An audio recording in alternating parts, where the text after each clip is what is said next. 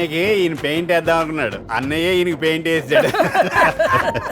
అయినా మంచి సంబంధం కుదిర్చాడు, బుద్ధి మంచిది కాకపోయినా రే వింటాడే అర్థం అవ్వలే.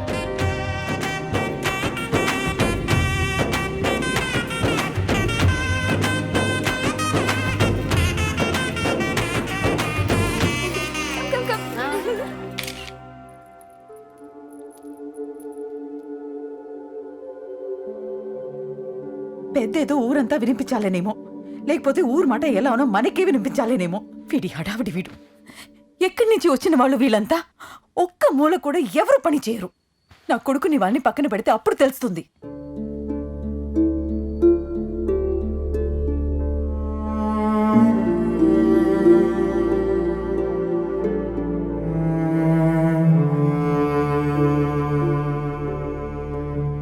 అందరు పెళ్లి దగ్గరే ఉన్నారమ్మా, మన ఇద్దరం ఇక్కడ ఉన్నాం అంటారుగా.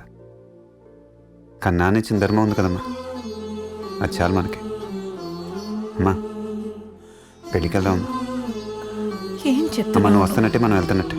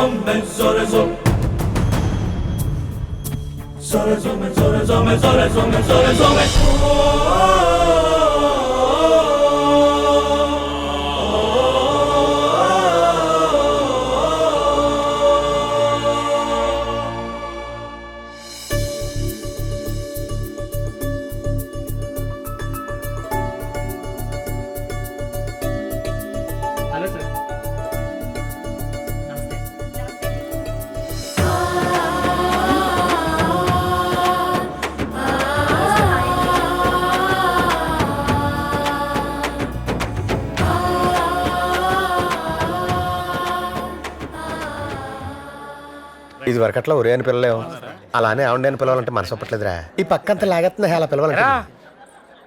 ఎప్పుడు డైరెక్ట్గా ఏదో ఒకటి అనేవాడివి, పక్కకెళ్ళి సొనుక్కుంటావేంటి? మొత్తానికి బాగానే నిలబడిపోయారా. ఎవరైనా లెంపగా కొడితే బొక్కిచ్చాడు తప్ప మాకు రాలేదురా బాబు తెలివితేటలన్నీ. బాగానే లాక్కొచ్చారు మొత్తం మీద ఈ పెళ్ళి లెక్క.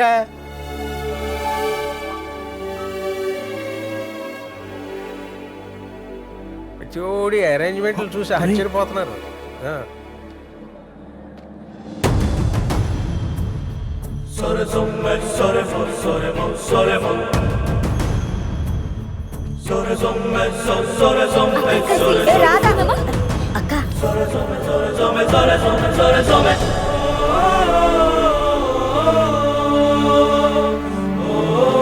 బాబు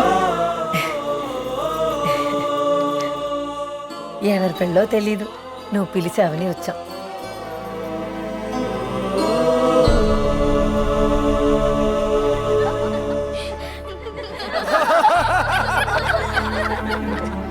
ఏమండి రండి రండి.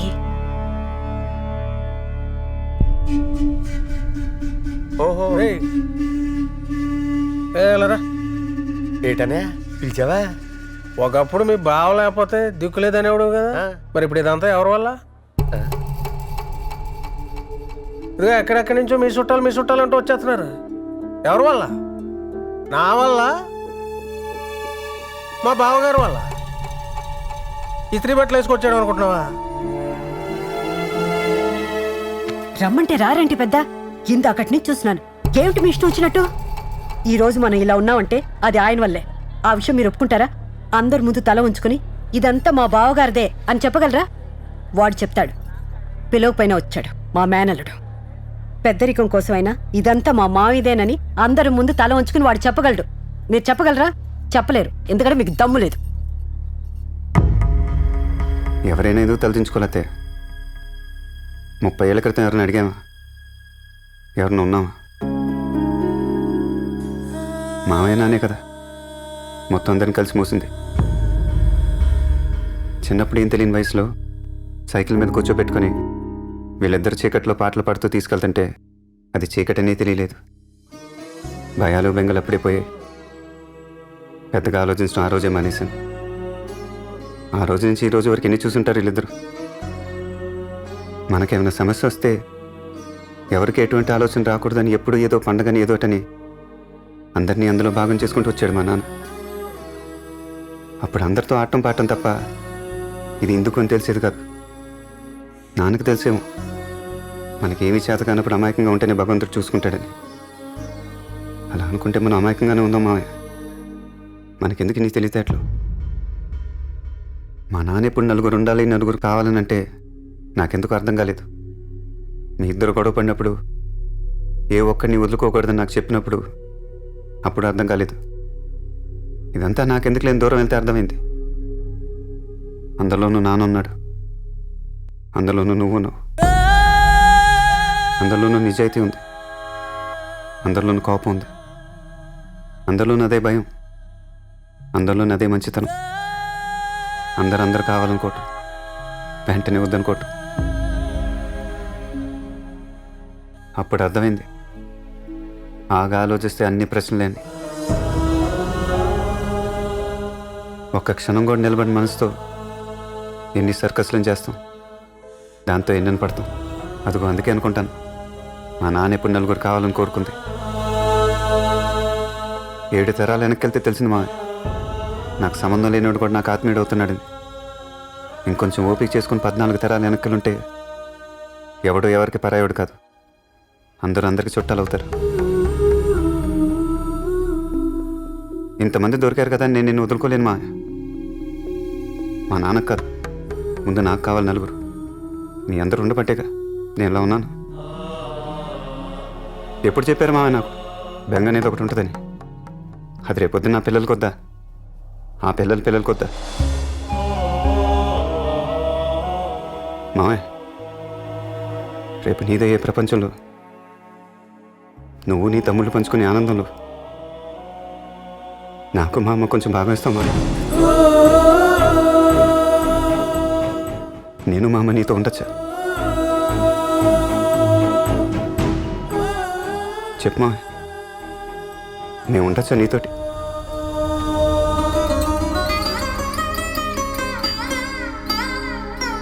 ఉండాలా వద్దా చెప్పు, ఉండాలా వద్దా?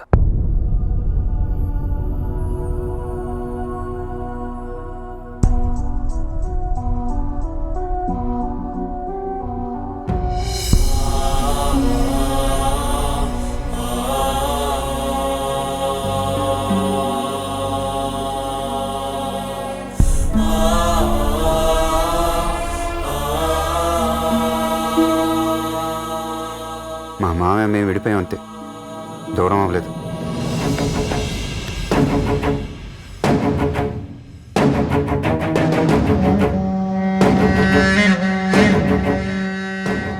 ఒకవేళ ఏ కారణం చేతనైనా నేను చనిపోతే ఈ ఆస్తి మొత్తం నా పెద్ద బావమరిదికే చెందుతుంది. ఎందుకంటే నా కష్టంలోనూ సుఖంలోనూ నా ప్రతి అడుగులోనూ వాడే ఉన్నాడు. ఏంట్రా నేను ఇన్ని కోట్లు పెట్టుకొని ఇంత కక్కుర్తిగా ఆలోచించానా అనిపించింది. కానీ తర్వాత మొత్తం ఆస్తంతా నీకే రాసి చేసినప్పుడు ఒక మనిషి కోసం ఇంత చేయొచ్చా? ఆలోచించకుండా ఎంత పడితే అంత ఇచ్చేయొచ్చా? నమ్మలేని నిజాలంటే అబద్ధాలనుకున్నాను. అవి అద్భుతాలని మీ వాణ్ణి చూసిన తర్వాతే తెలిసింది.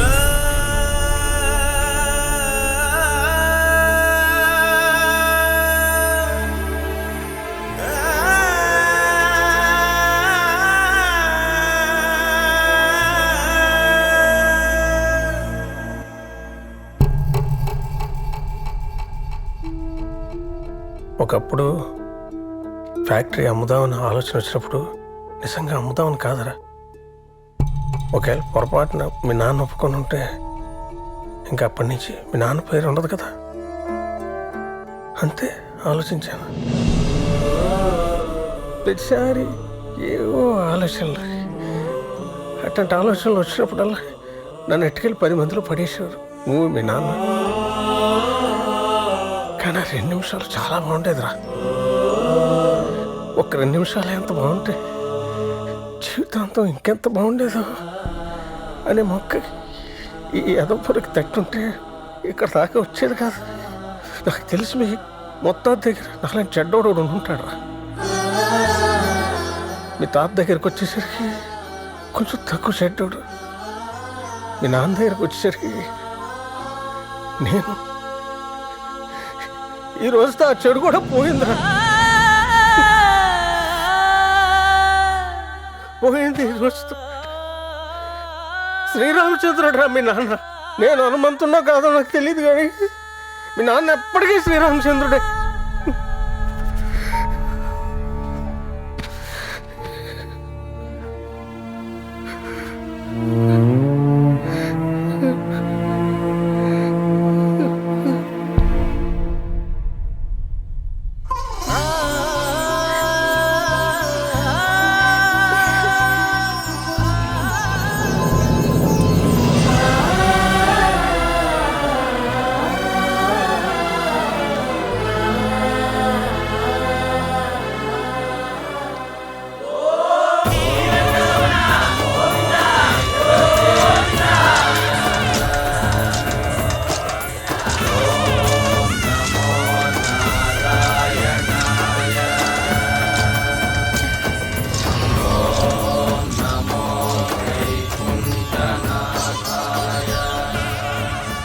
ఏమా అప్పుడు పెళ్లి చేసుకుని వచ్చేస్తా అన్నావు, మళ్ళీ కనిపించలేదు. ఏమయ్యా?